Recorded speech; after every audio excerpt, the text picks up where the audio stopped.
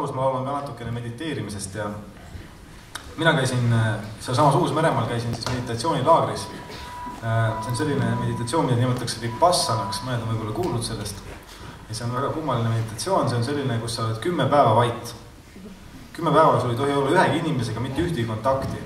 Ehk see on selline kohtumine nagu iseendaga.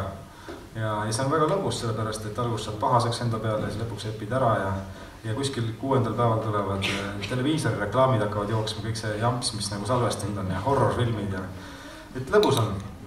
Aga on ka valus vahepeal, sellepärast, et kui sa istud meditatsioonis, siis keha läheb hästi tohutult pingesse millegi pärast, et nagu blokid tekivad. Ja siis ükskord, ma arvan, et see oli 5. päeval, istusin mina seal, siis point on sellel ka, et ennast ei liiguta.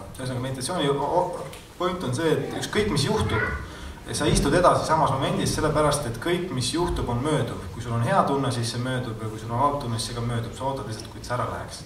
Ja siis mina istusin seal kirves seljas.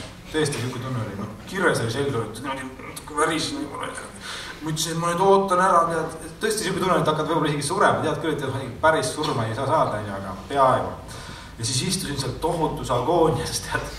Ja järsku kuulen ühte väga mõnusat häält minu siit eest poolt. Üks härrasmees ostas lasta ühe kärtsu peeru.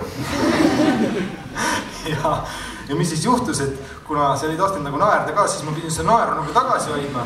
Ja kujuta ette, umbes 5 sekundiga oli kogu see kirves ja kogu see värk mu seljast kadunud. Kogu see pinge lahustus lihtsalt. Ja ma arvan, et selle loo moraal on see, et kui teil on kuskil elus kuskil on väga halb midagi, siis kuskil on üks väikene kärts peeru, mis tee tuju rõõmsaks teeb ja kõik pinged lahustab.